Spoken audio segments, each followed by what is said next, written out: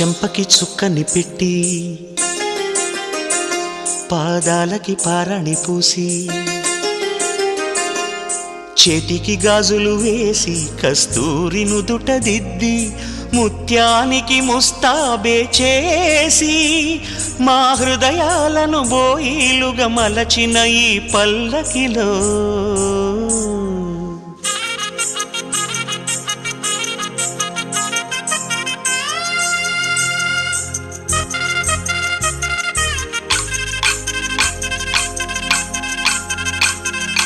పల్లకిలో పల్లకిలో పెళ్లి కూతురు రాణిలా ఉంది, మహారాణిలా ఉంది.